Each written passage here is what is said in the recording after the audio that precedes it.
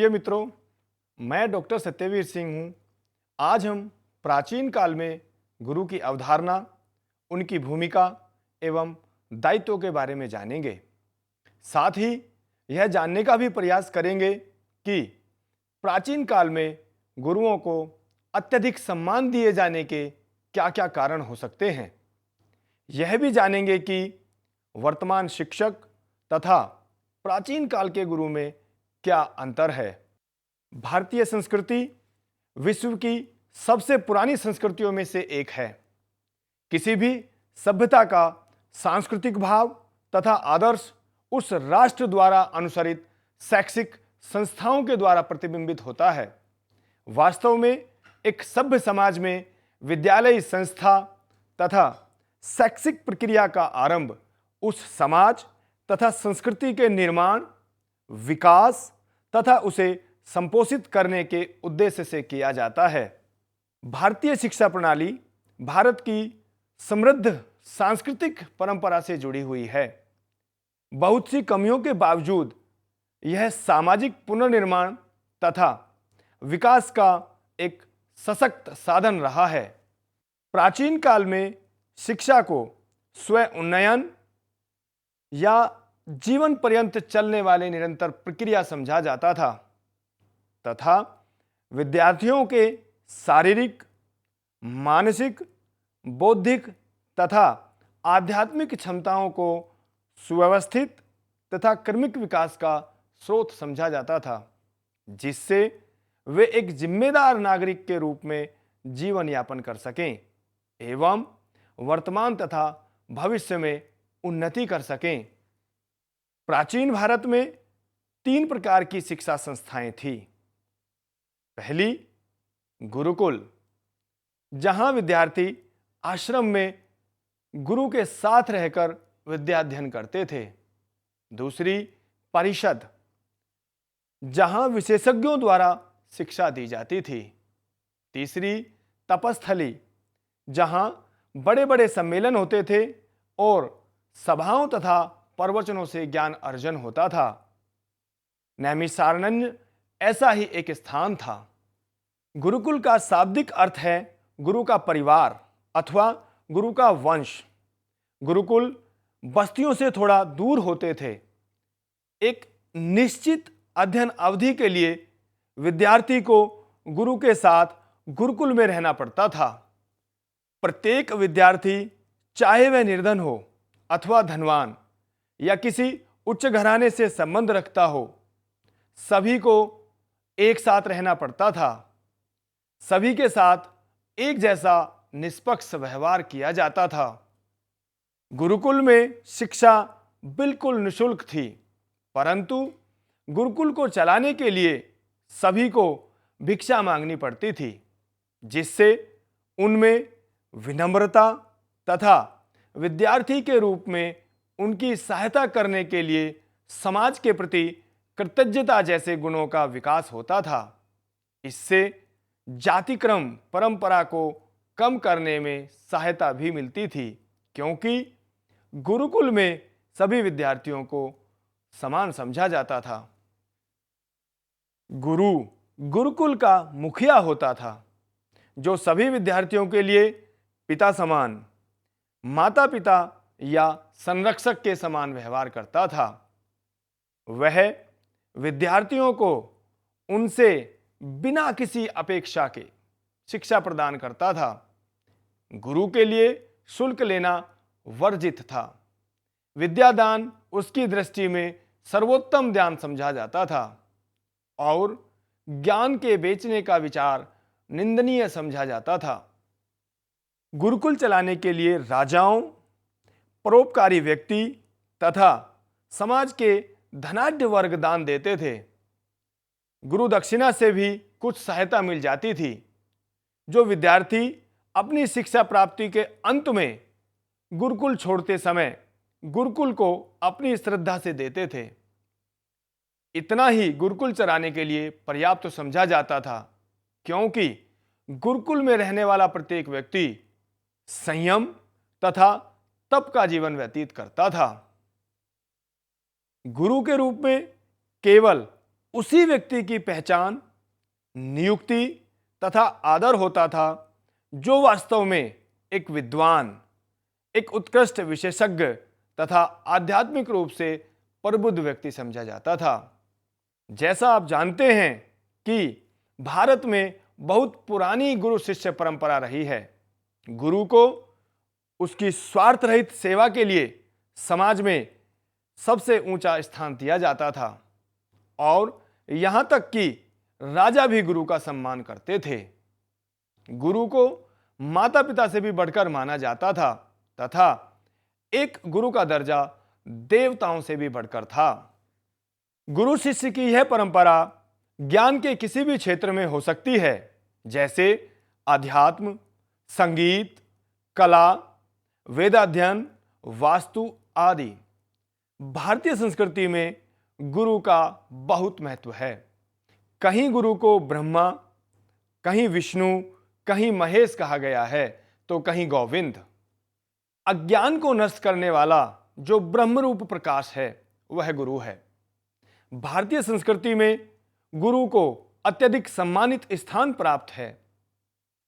भारतीय इतिहास में गुरु की भूमिका समाज को सुधार की ओर ले जाने वाले मार्गदर्शक के रूप में होने के साथ साथ क्रांति को दिशा दिखाने वाली भी रही है।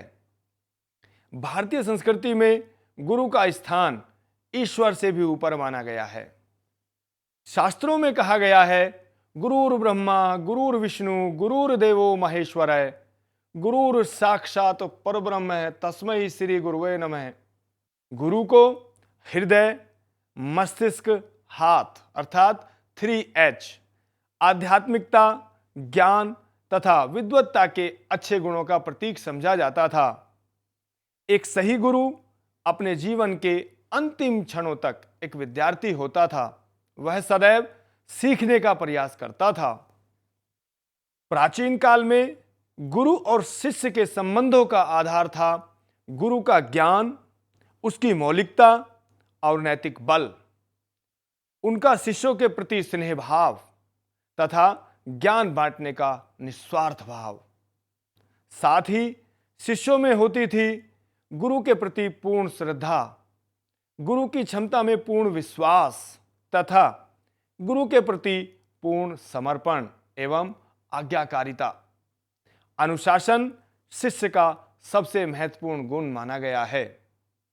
गुरु अपने ज्ञान, अपनी मौलिकता, नैतिक बल, शिष्यों के प्रति स्नेह भाव तथा ज्ञान बांटने के निस्वार्थ भाव के कारण ही सम्मानित किया जाता था। गुरु और शिष्य के बीच केवल शाब्दिक ज्ञान का ही आदान प्रदान नहीं होता था, बल्कि गुरु अपने शिष्य के संरक्षक के रूप में भी कार्य करता था।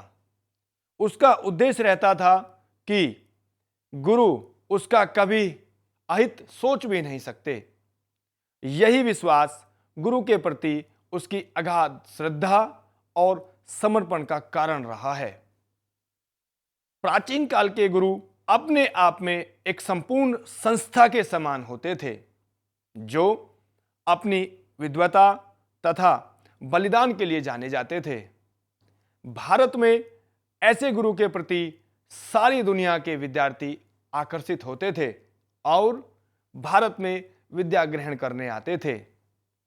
जब विद्यार्थियों की संख्या अधिक हो जाती थी तो गुरु अपने पुराने, वरिष्ठ तथा प्रतिभाशाली शिष्यों को अध्यापन अधिगम प्रक्रिया में सम्मिलित कर लेते थे।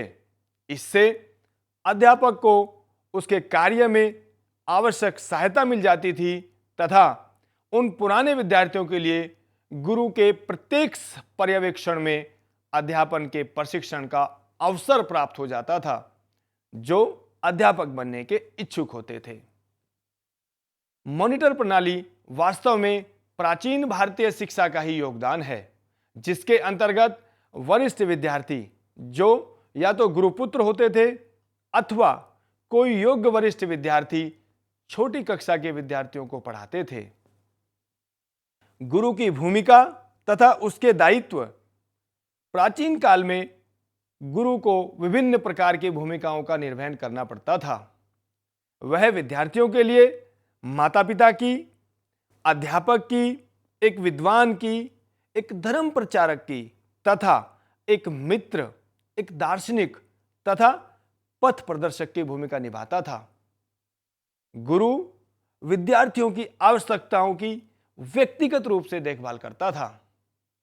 यह देखना भी गुरु का ही कर्तव्य था कि विद्यार्थी विकास कर रहा है और गुरु तथा स्वयं की संतुष्टि से प्रगति कर रहा है।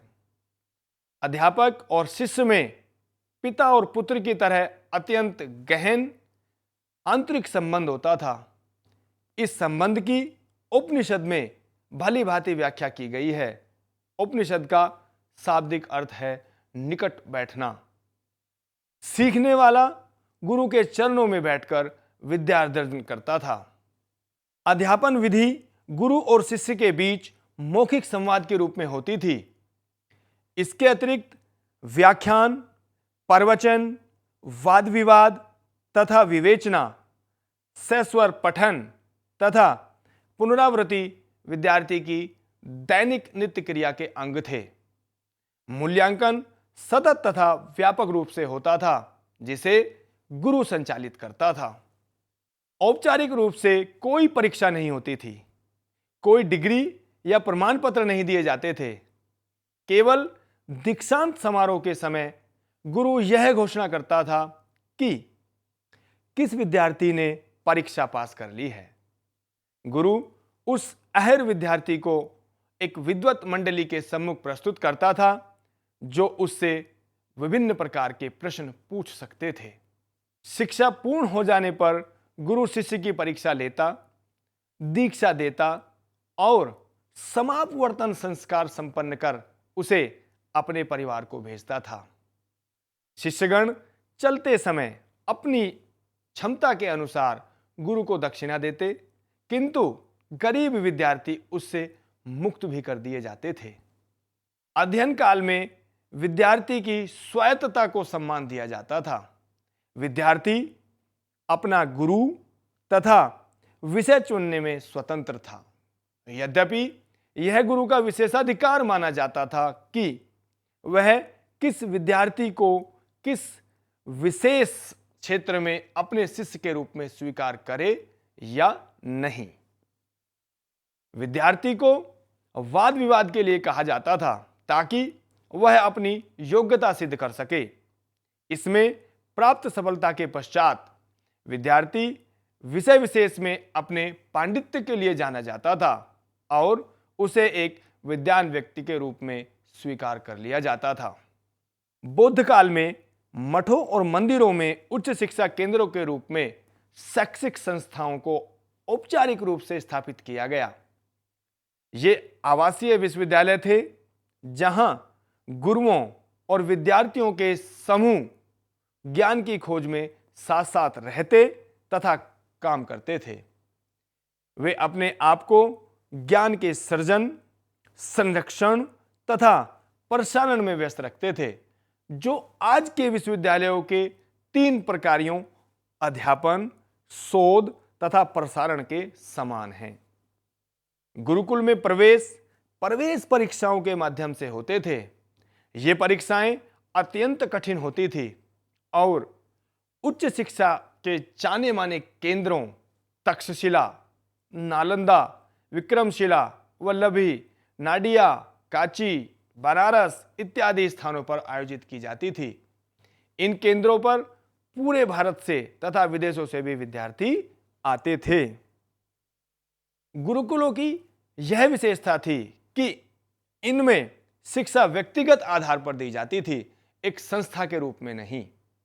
पाठशालाओं की भांति मध्यकालीन भारत में इस्लामी शिक्षा देने के लिए मस्जिदों में निम्न स्तर की शिक्षा के लिए मकतब तथा उच्च प्रारंभिक शिक्षा के लिए मदरसे स्थापित किए गए। यह इस्लामी शिक्षा, जो कि पवित्र कुरान का भाग होता था, मुस्लिम बच्चों को मुल्लाओं तथा मौलवियों द्वारा दी जाती थी। यह व्यवस्था उस समय तक चलती रही जब तक भारत में ईस्ट इंडिया कंपनी आई, जिसने बहुत सारे प्रदेशों पर नियंत्रक सत्ता के रूप में अपने आप को स्थापित किया। आइए अब जानते हैं कि वर्तमान शिक्षक और प्राचीन गुरु में क्या अंतर हो सकता है। वर्तमान शिक्षक एक निश्चित समय सीमा के लिए पढ़ाते हैं, परंतु गुरु दिन भर के 24 घंटों के लिए ज्ञान देते थे। वर्तमान शिक्षक शब्दों के माध्यम से पढ़ाते हैं, परंतु प्राचीन गुरु शब्दों से तथा शब्दों के परे ज्ञान देते थे। वर्तमान शिक्षक विद्यार्थी के व्यक्तिगत जीवन से कोई सरोकार नहीं रखते हैं, परंतु प्राचीन गुरु शिष्य के जीवन के प्रत्येक क्षण का ध्यान रखते थे। वर्तमान में शिक्षक कुछ ही विषय पढ़ाते हैं, परंतु प्राचीन गुरु अध्यात्म शास्त्र का ज्ञान देते थे, जिसमें सभी विषय समाहित थे। प्रिय मित्रों, आज आपने जाना कि प्राचीन काल में आध्यात्मिकता, चरित्र निर्माण, संस्कृति का सर्जन, परिरक्षण तथा प्रसारण शिक्षा के उद्देश्यों में सम्मिलित थे। उस समय शिक्षा गुरुकुल पद्धति में दी जाती थी। ये गुरुकुल रहने के स्थानों से थोड़ा दूर स्थापित थे। गुरु की दृष्टि में सभी शिष्य समान होते थे, चाहे उनकी सामाजिक प्रतिष्ठा कैसी भी क्यों न हो। गुरु समाज में एक अति सम्माननीय व्यक्ति समझा जाता था। वह अपने विद्यार्थियों की शिक्षा का संरक्षक था। हमने साथ ही यह भी जाना कि अध्यापन प्राय मौखिक रूप में चर्चाओं, वाद विवाद, वार्तालाप सुनकर दिया जाता था। मूल्यांकन भी मौखिक रूप में चर्चाओं, वाद विवाद और वार्तालाप के द्वारा ही किया जाता था। यह गुरुकुल प्रणाली मध्यकाल में भी कुछ परिवर्तनों के साथ चलती रही। गुरुकुल के अतिरिक्त मुस्लिम विद्यार्थियों के लिए मस्जिदों में मकतब तथा मदरसे खोले गए, जहां मुल्ला और मौलवी उन्हें पढ़ाते थे। आशा है कि आप इस जानकारी से लाभान्वित होंगे और प्राचीन काल में शिक्षक के समान सम्मान प्राप्त करने का प्रयास करेंगे। धन्यवाद। हिंदुस्तान के हर कोने में नौजवानों के पास प्रतिभा है, उन्हें अवसर चाहिए। NIOS देता रहा है युवाओं को अवसर आगे बढ़ने का। NIOS से पढ़ने वाले इन युवाओं ने किया है संस्थान को गौरवान्वित। दिव्यांगों ने बन के दिखाया है सबल और आत्मनिर्भर। NIOS के साथ आप भी जुड़िए NIOS के संग।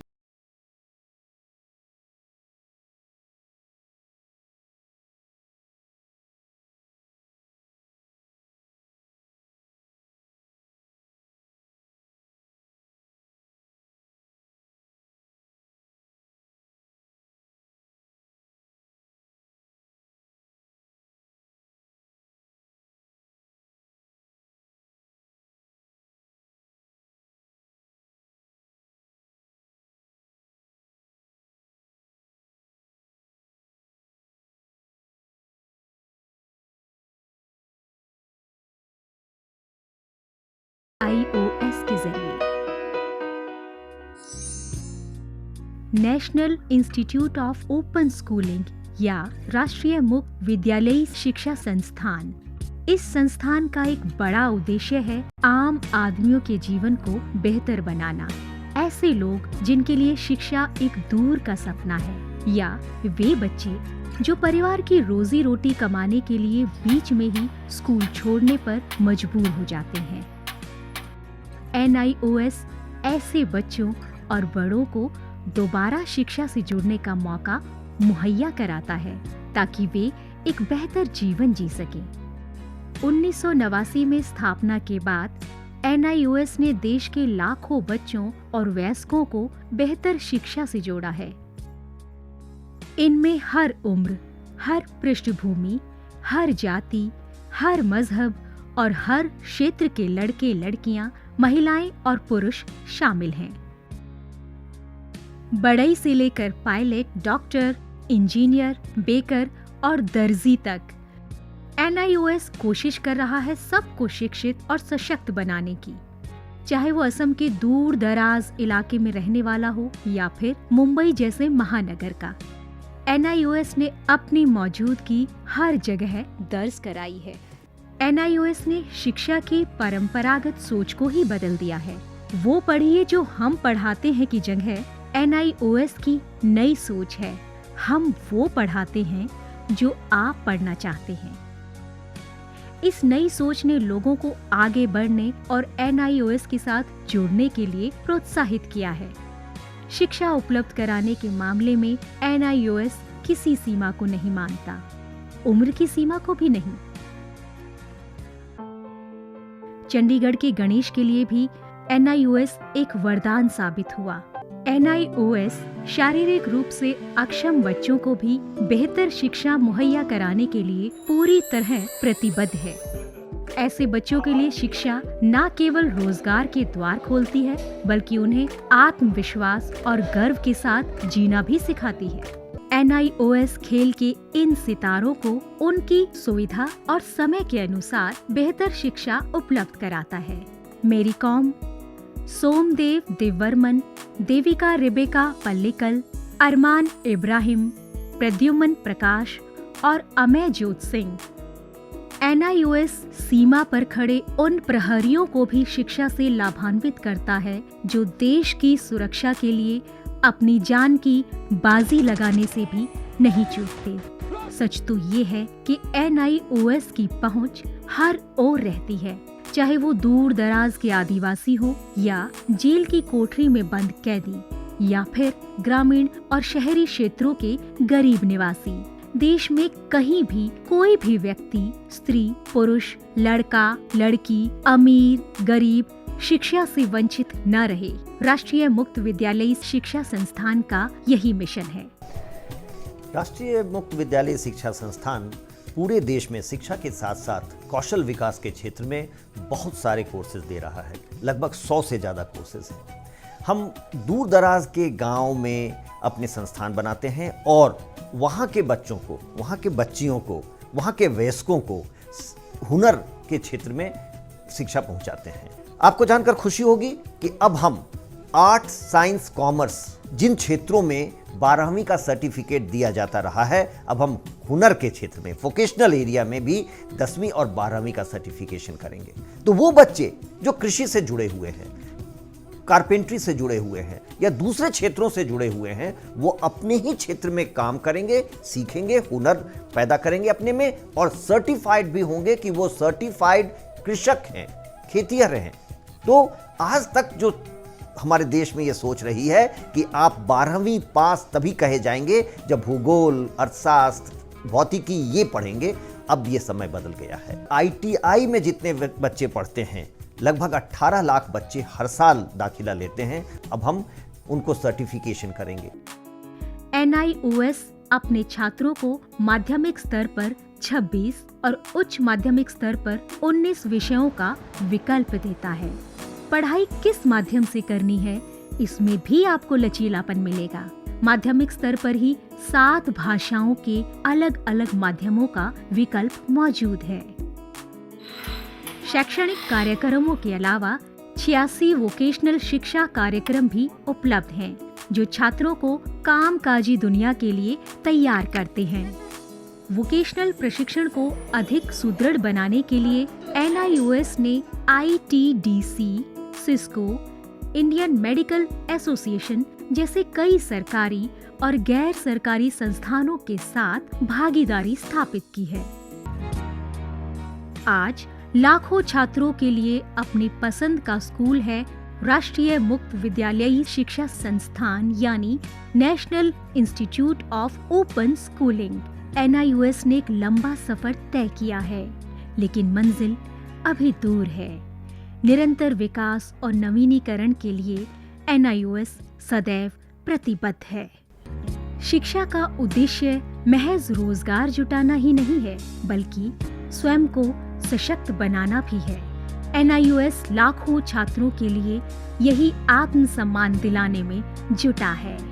लाखों लोगों के लिए एक आशा और उम्मीद है। National institute of open schooling. शिक्षा सबके लिए, कहीं भी, कभी भी।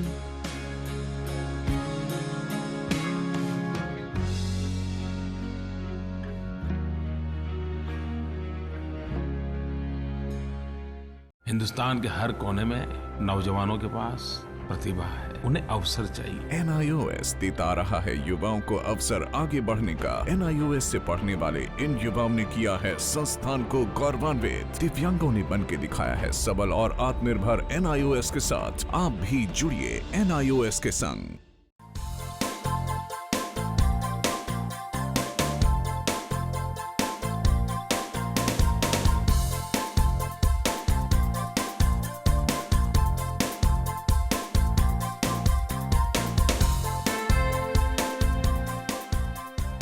घर बैठे पाएं राष्ट्रीय मुक्त विद्यालय शिक्षा संस्थान यानी NIOS में एडमिशन, वो भी एकदम आसान तरीके से, जिससे शिक्षार्थियों को होगी समय और धन दोनों की बचत। NIOS से शिक्षा कभी भी कहीं भी। शिक्षार्थियों, क्या आप जानते हैं NIOS में एडमिशन लेने का सरल और सुगम तरीका, जिससे शिक्षार्थियों को ऑनलाइन प्रवेश लेने में सहूलियत मिलती है। NIOS में प्रवेश की प्रक्रिया पूर्णतया ऑनलाइन है। शिक्षार्थी घर बैठे इंटरनेट द्वारा प्रवेश के लिए सबसे पहले NIOS की वेबसाइट www.nios.ac.in पर लॉगिन करें। अपना ईमेल आईडी और पासवर्ड डालकर अपना पंजीकरण करें। पंजीकरण के बाद लॉगिन करने पर ऑनलाइन प्रवेश हेतु आवेदन पत्र खुलेगा। आवेदन पत्र को निर्देशानुसार भरें और प्रिंट आउट लें। इस प्रिंट आउट पर अपनी फोटो संलग्न करें। ऑनलाइन प्रवेश के लिए शुल्क हेतु भुगतान के तरीके हैं: क्रेडिट कार्ड के द्वारा, डेबिट कार्ड के द्वारा, राष्ट्रीयकृत बैंक के ड्राफ्ट के माध्यम से, जो कि सचिव NIOS नई दिल्ली या नोएडा के पक्ष में देय हो।